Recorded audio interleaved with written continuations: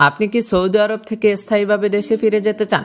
তাহলে আপনার লাগবে ফাইনাল এক্সিট ভিসা। এই ভিডিওতে আমি একদম সহজভাবে বোঝাবো ফাইনাল এক্সিট ভিসা কি, কারা এটি নিতে পারেন, কিভাবে আবেদন করতে হয় এবং কি কি কাগজপত্র দরকার। ভিডিওটি ভালোভাবে দেখলে এবং চ্যানেলটি সাবস্ক্রাইব করলে আপনিও ঝামেলা ছাড়াই দেশে ফিরতে পারবেন ইনশাল্লাহ। চলুন জেনে নেই ফাইনাল এক্সিট ভিসা কি। ফাইনাল এক্সিট ভিসা বা খুরুজ নিহাই হলো সেই ভিসা যার মাধ্যমে একজন প্রবাসী স্থায়ীভাবে সৌদি আরব ত্যাগ করে তারা দেশে ফিরতে পারেন। এই ভিসা তখনই দরকার হয় যখন আপনার কাজের মেয়াদ শেষ বা আপনি নিজেই দেশে ফিরে যেতে চান।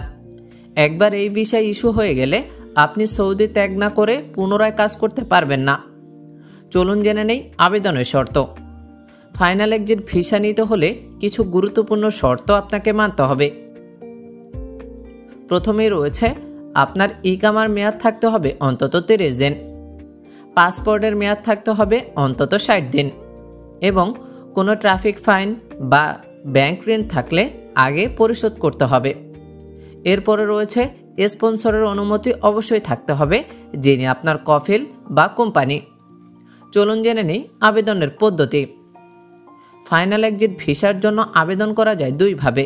প্রথমে রয়েছে অ্যাপশেয়ার প্ল্যাটফর্ম থেকে, যেটা আপনার স্পন্সর করতে পারে, অথবা মুকিম পোর্টাল ব্যবহার করে। আবেদনের পরে সাধারণত 5 থেকে 10 দিনের মধ্যে ভিসা মঞ্জুর হয়।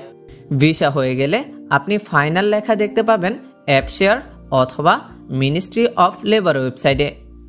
চলুন জেনে নিই ভিসা মঞ্জুর হলে কি করতে হবে। ভিসা হয়ে গেলে আপনাকে সর্বোচ্চ 60 দিনের মধ্যে সৌদি আরব ছাড়তে হবে।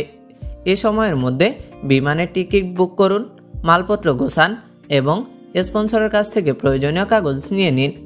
ভুলে গেলে সমস্যা হতে পারে আপনার ইমিগ্রেশনে। এই ভিডিওতে কিছু জরুরি পরামর্শ হলো আপনার জন্য। আবেদন করার আগে আপনার ইকামা ও পাসপোর্ট আপডেট করুন।